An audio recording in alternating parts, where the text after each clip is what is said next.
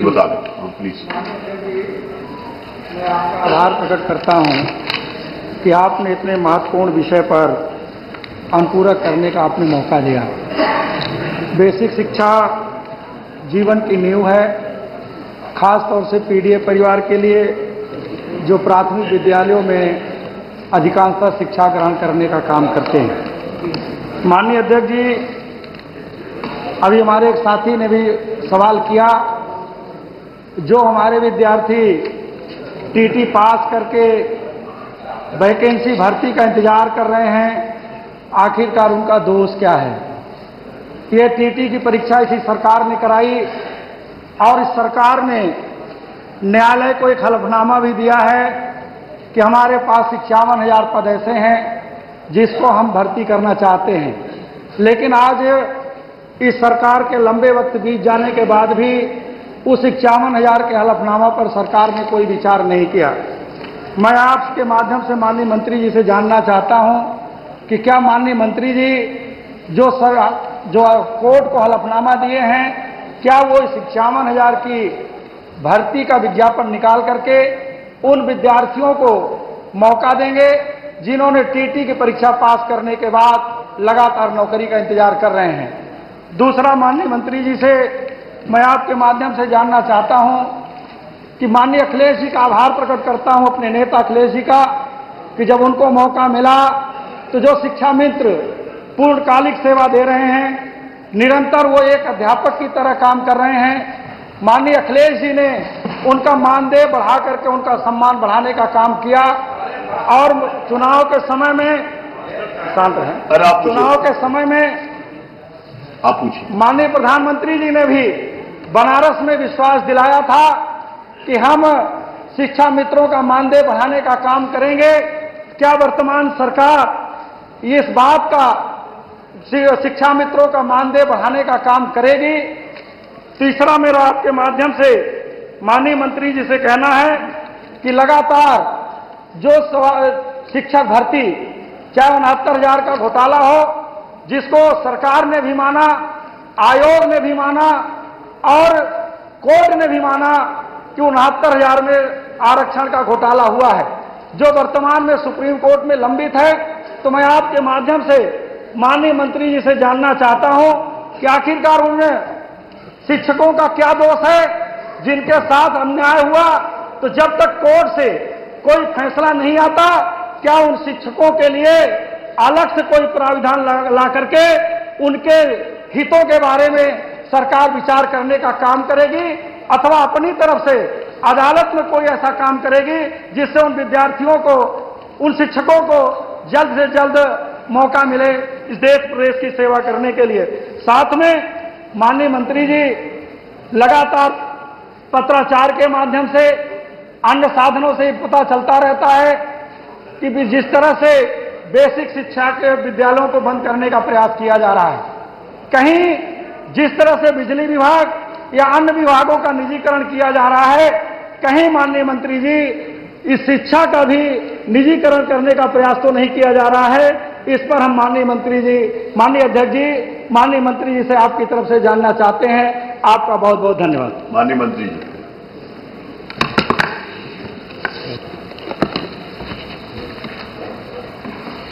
माननीय अध्यक्ष महोदय, माननीय सदस्य ने शिक्षकों को लेकर के सबसे पहले जो सवाल पूछा है उस संबंध में मुझे जानकारी देनी है, आपके माध्यम से सदन को अवगत कराना है कि जो हमारे वर्तमान में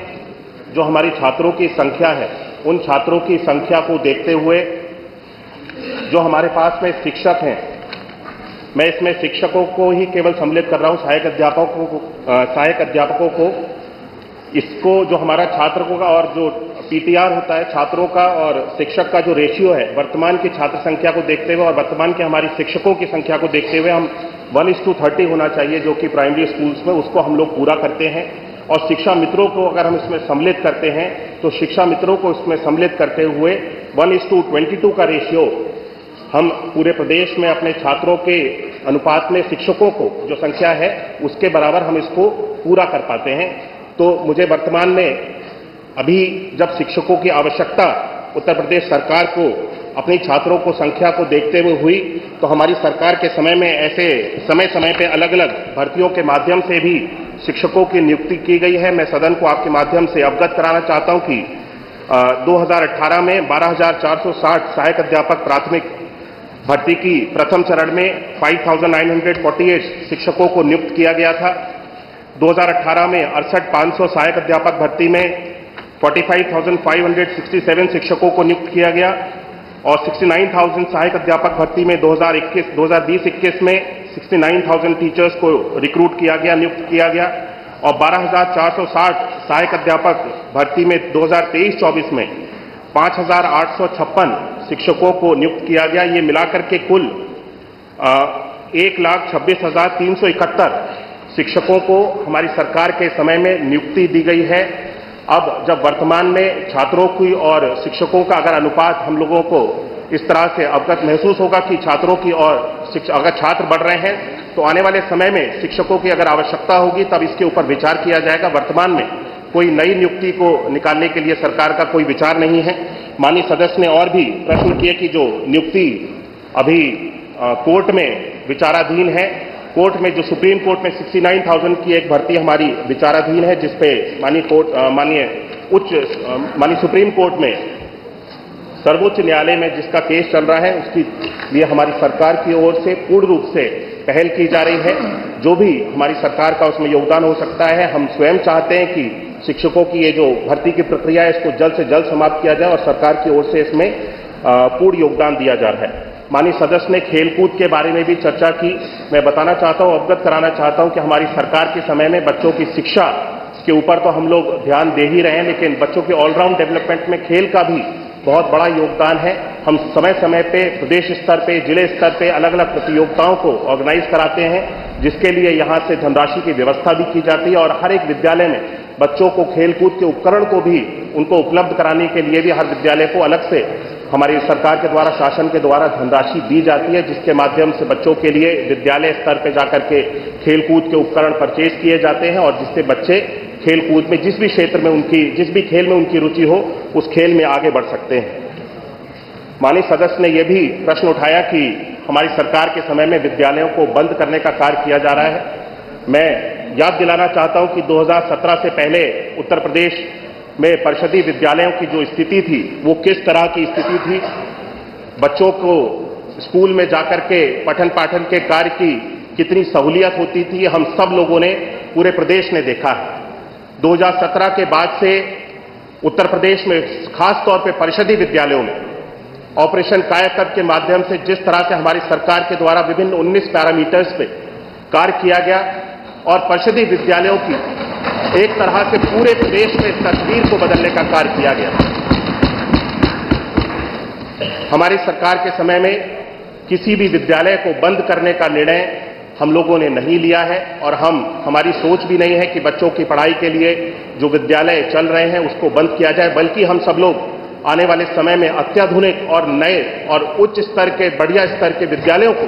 खोलने की हम सब लोगों की सरकार की योजना है। और आने वाले समय में मुझे लगता है जब ये विद्यालय बनकर के तैयार हो जाएंगे तो हमारे परिषदीय विद्यालय में भी प्राइवेट स्कूल्स में जो बड़े से बड़े, अच्छे से अच्छे स्कूल में जो सुविधाएं बच्चों को दी जाती हैं वो निःशुल्क हमारे परिषदीय स्कूल्स में भी बच्चों को देने में हमारी सरकार सफल होगी। आ गया पूरा उत्तर, पूरा आ गया। इसमें जितने भी बातें थी सब आ गई बड़ी स्पष्ट।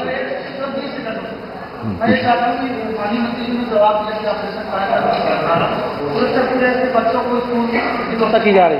भारत सरकार के आंकड़े कहते हैं कि पूरे उत्तर प्रदेश में 7,85,000 बच्चे स्कूल नहीं जा रहे हैं। तो क्या सरकार की कार्ययोजना में किसी प्रकार की कोई कमी है कि ये बच्चे विद्यालय नहीं पहुंच पा रहे हैं? आप अगर कह रहे हैं कि ऑपरेशन कायाकल्प से विद्यालयों की संरचना बहुत हो गया, तो 7,85,000 बच्चे कैसे स्कूल नहीं जा रहे? सरकारी आंकड़े, इस पर माननीय मंत्री जी कुछ जवाब देना चाहेंगे? अच्छी बात।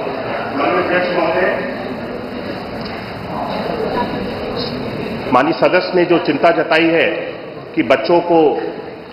भारत सरकार का उन्होंने कोई डेटा कोट किया है सदन में, जिसके माध्यम से उन्होंने ये बताया कि 7 लाख कुछ संख्या में बच्चे विद्यालय नहीं जा रहे हैं। मैं इसकी अवश्य जानकारी करा दूंगा, लेकिन मैं प्रदेश स्तर पर बताना चाहता हूं कि उत्तर प्रदेश सरकार के द्वारा इस चीज को हम लोग पूरी तरह से सुनिश्चित करने का प्रयास कर रहे हैं। हम लोग प्लीज प्लीज हर वर्ष ये नहीं, आप मंत्री जवाब दे रहे हैं, आप आगे आ रहे हैं, बैठिए प्लीज। हम लोग हर वर्ष अभियान चला करके विशेष तौर पे जिसमें सभी माननीय जनप्रतिनिधिगण, सभी हमारे विभाग के अधिकारीगण और समाज स्तर पे भी, लोगों के स्तर पे भी बृहद स्तर पे प्रयास किया जाता है। स्कूल चलो अभियान के माध्यम से हर वर्ष जब नया सत्र प्रारंभ होता है, माननीय मुख्यमंत्री जी स्वयं इस कार्यक्रम की शुभारंभ करते हैं, जिसके माध्यम से हम लाखों की संख्या में, इस वर्ष भी लाखों की संख्या में हम ऐसे बहुत सारे बच्चे हैं जो विद्यालय से जुड़े हुए नहीं थे, उनको हम इस व्यवस्था के साथ में जोड़ने के लिए हम सब लोग सफल हुए हैं। और आगे आने वाले समय में मैं माननीय सदस्य को आपके माध्यम से सुनिश्चित करना चाहता हूं, उन्हें आश्वासन देना चाहता हूं कि उत्तर प्रदेश में ऐसा कोई भी बच्चा नहीं होगा जो शिक्षा की व्यवस्था से दूर रहे। जनसंख्या 3 श्री अतुल प्रधान श्रीमती आगे, संदीप जी आगे, देखो पूरा विषय आ गया।